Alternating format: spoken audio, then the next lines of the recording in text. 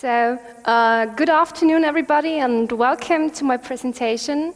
My name is Judith Plothager, and I'm a master student of comparative literature at the University of Vienna. And we've already heard some interesting presentations on quite advanced projects on Wednesday. And in contrast to them, my project is not as advanced and not as elaborate because it's only like a student project. Moreover, it's only in its early stages, so I'm currently, it's work in progress, and I will thus only be able to present you some preliminary results. However, I would like to see my contribution as an example of what is possible on a very small scale with digital humanities tools. And as I'm dealing with a similar topic, I'd like to thank Randa for her presentation on Wednesday about her very interesting program, and I'm very looking forward to trying it out myself. So, without further ado, I will just dive into my topic that I've called Tracking the Tracks, Topography and Narratology in Sebald's Austerlitz. So I'm going to discuss the relationship between the railway system and how the story of Austerlitz is presented. First of all, I'm going to shortly summarize the plot of the novel which was published in 2001, and will then briefly talk about my methodology and the theoretical background, combining both distant and close reading analysis. Then I will go on and talk about the train travel in Austerlitz by providing some passages focusing on the train travel. Then I'm going to talk about the tagging process and the problems that I've encountered there, and will provide an example to hint at some possible results. And then I will talk about what I've planned for the future and possible implications of my final results. So, the main character of Austerlitz is called Jacques Austerlitz and was born in Prague in the 1930s. As a Jewish child, he was part of the refugee children movement. So he was brought by train from Prague to Great Britain, and where he was adopted by Welsh foster parents. The story is told he only recalls these events very late in his life, and then begins to search for his memories and his history and his family. So the story is told on 3 different levels. First of all, his childhood memories, then the phase that I call remembrance, so the phase when he recalls all these events and then goes on to travel through Europe by train. And then he talks on the 3rd level with the first-person narrator, who is anonymous, and he's recounting what he has done on his quest for his history. So, some comments on the theoretical background of my analysis. I've decided to combine distant and close reading, which is, in my opinion, not mutually exclusive.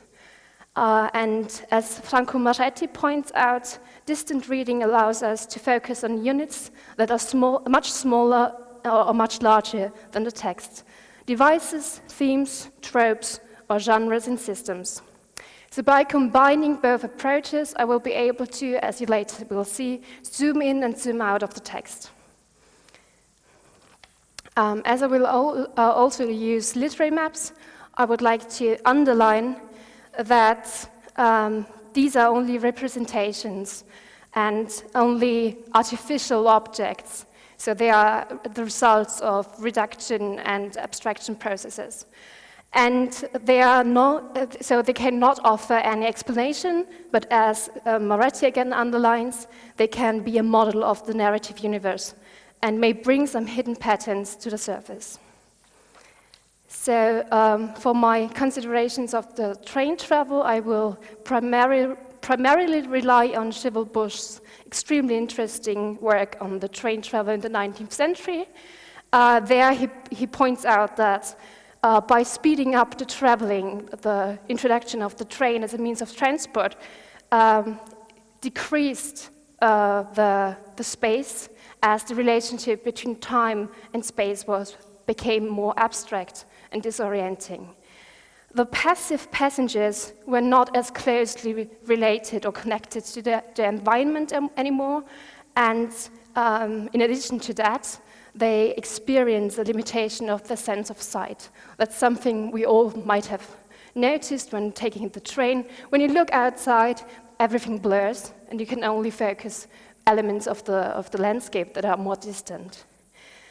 So, in combination, these results lead to, again, according to Sebald, to a loss of reality.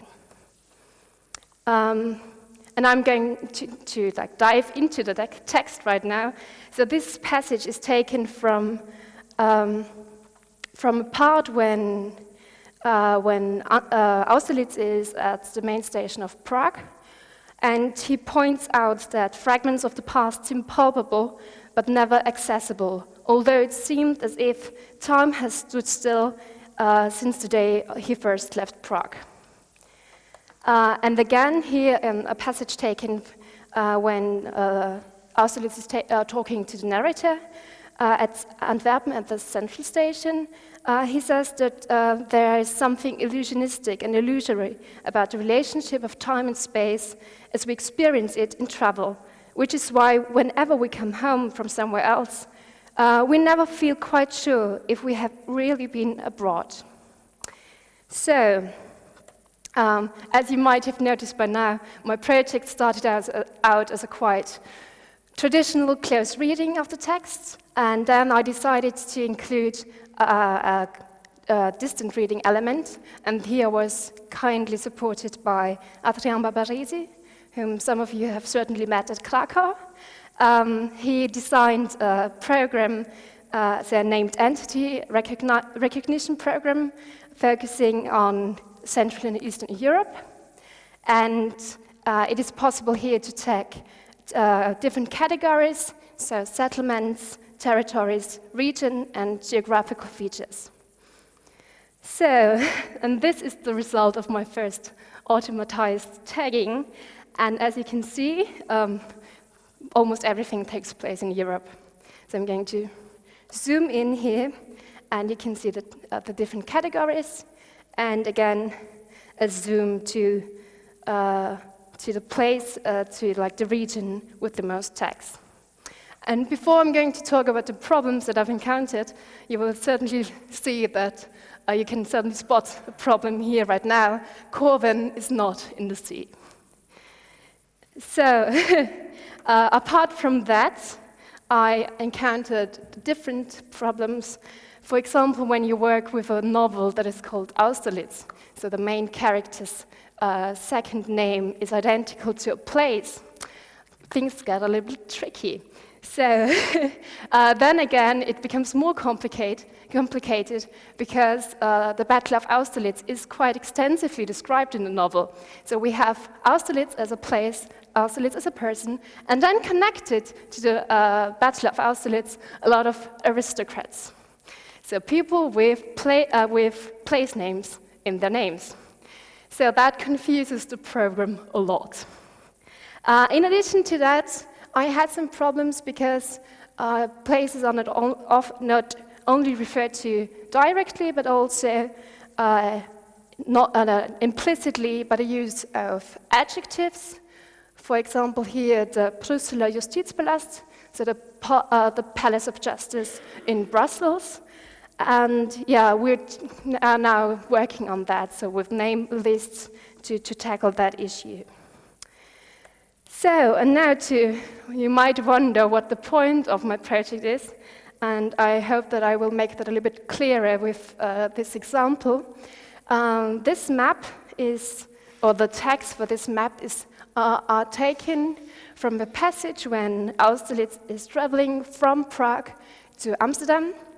And he here takes a train that, the tracks of this train, basically follow the Rhine. And he only takes the passage of the so-called Middle Rhine, and he mentions 7 castles. And these 7 castles were not automatically recognized. So I had to add them manually. And what's interesting here is that the Middle Rhine is approximately 120 kilometers long. And in the narration of the traveling, Austerlitz only covers 30 kilometers. And this only when we count from the first point of interest to the last one. So basically, by doing so, the space is decreased and an abstract relationship between time and space is established. So, my further steps, I will definitely need to revise and evaluate Adrien's program again, and maybe it will thus then be possible to add some more automatic text. I will certainly have to do some manual tagging, and finally I will get the tracks into my tracking the tracks by using additional information on the railway system provided by Open Railway Map, and maybe also on the historical railway system. So, I hope that my final results will show that the railway system has an impact on the narratological structure of the novel. And I will also want to share that even if a so-called historical novel offers some very interesting and detailed geographical information, this doesn't mean that it reflects reality. So it cannot reflect more than the representation of a character's perceived reality. Yeah, thank you for your attention. And I'm now very much looking forward to your input. Thank you.